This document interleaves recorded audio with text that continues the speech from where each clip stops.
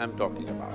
Attention not even about something, just being attentive. In the yogic systems, we have what is called as dashavadanis, shatavadanis. What this means is, a man will do 10 things at the same time. Now, when you don't miss a thing, everybody thinks you're some kind of a superhuman being. We can give you very dynamic processes through which you can scale up your attention to a higher and higher level.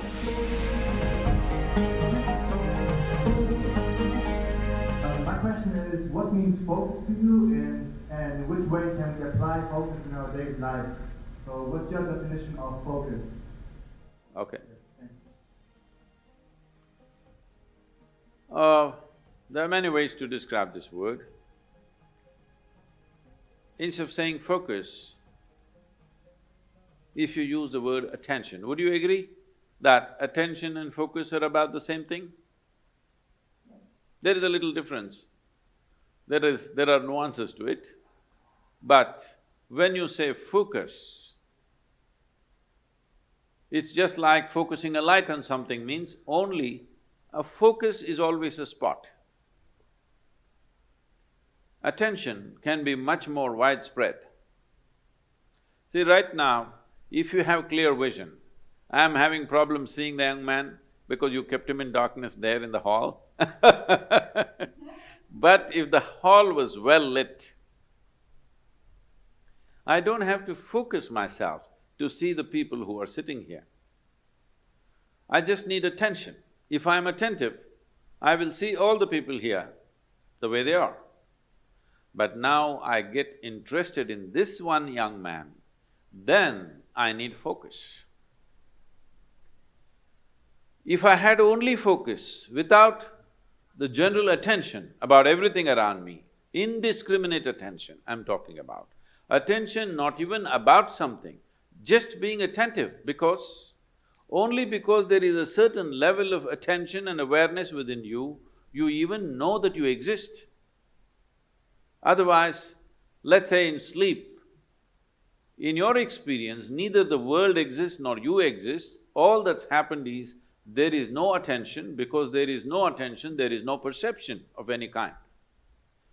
So first thing is attention, that there is a general grasp of everything. Then there is a particular interest. Then we focus it down to that particular interest. So what is the purpose or what is the definition of focus? What is the use of focus? Where can focus get us?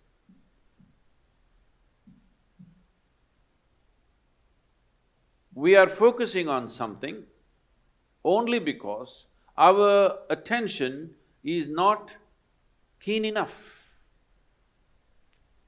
If our attention was very keen, you would not need to focus on anything. In the yogic systems, we have what is called as dashavadanis, shatavadanis. What this means is, a man will do 10 things at the same time. Another man will do 100 things at the same time. This is, he will articulate a particular musical raga, at the same time he will calculate a very complex arithmetic problem, at the same time he will write poetry, at the same time like this he will do 10 things or 100 things. There are people like this.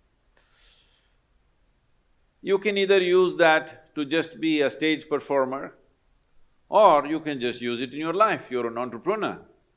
It's very important, if you're walking on the street, you are able to see something that most other people cannot see. That is when you become a leader. Because you are able to see things others are yet to see. That is when you take up a leadership position, because essentially leadership means you're on a perch. Once you're on a perch, you must see better than others. So attention is that dimension which will put you on that perch. If your attention has to be very keen about everything, then you should stop discriminating in terms of, I like this person, I don't like this person, this is good, this is bad, this is nice, this is not nice, this is useful, this is not useful. If you do not make any kind of discrimination, you just work on your attention, not about being attentive about something, just being super attentive, not about anything. See, right now if you increase the voltage in this hall where you're sitting, when light comes on, light is not thinking in terms of whom should I focus on. When light comes on, everything that is there in that room will be seen. This is important. This is a very important aspect of yogic process is that we go on working on our attention, that we keep on keying up our attention to a higher and higher level, a higher and higher voltage and intensity. Now, we don't encourage focus because focus means consolidate all that attention and put it on one person. Suppose you invested your entire focus on one spot and you found nothing worthwhile in that spot, what will you do at the end of your life? This is what is happening to most lives. Now, you just work on making your attention itself so keen that even if somebody focuses on something, they won't be that keen. If your attention is that keen, you won't miss a thing in this universe. Now, when you don't miss a thing, everybody thinks you're some kind of a superhuman being. No, this is not about being superhuman. This is about realizing being human itself is super. So, if you cultivate your attention, we can give you very dynamic processes through which you can scale up your attention to a higher and higher level. How clearly you see determines how successfully you walk this life, there's no question about it. How much lack of clarity there is in you, that much blundering you will do in your life. Simply there is no question about this. So, if one has to first of all, work towards cultivating this attention, first thing is you stop your sense of discriminatory looking, that you don't look at this person, oh, this is a man, this is a woman, this is a dog, this is that. Simply pay attention without any judgment. If you just pay attention to anything and everything without any judgment, you will see, if you just pay attention to an ant, there are phenomenal things. You're in Germany, who knows if you pay enough attention to an ant, you may come up with the best automobile on the planet because I have not seen any machine moving with as much dexterity as an ant moves. But I think nobody has paid enough attention to an ant.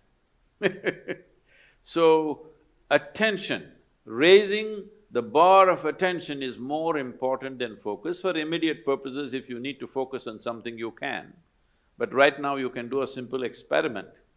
If you sit with your face slightly upturned like this and close your eyes, you will see naturally there'll be a focus between your eyebrows, but you can be conscious of many things, people around you, your breath, the sensations in your body. You can be conscious of everything and still be focused. So, mental focus is a limited possibility, but the attention, enhancement of attention that ultimately delivers you to a space where you become conscious, or in other people's words, super conscious, is just conscious, but people think you're super conscious. Because of this, you grasp everything as it is. The most important thing for this is that your mind is not functioning like a prism, distorting things and creating designs where they don't exist. Your mind has become like a plain mirror, it just shows everything just the way it is. Only when you see everything just the way it is, you will have the ability to handle everything sensibly, otherwise you make a mess out of many things. And this is very important for an entrepreneur because you don't have a job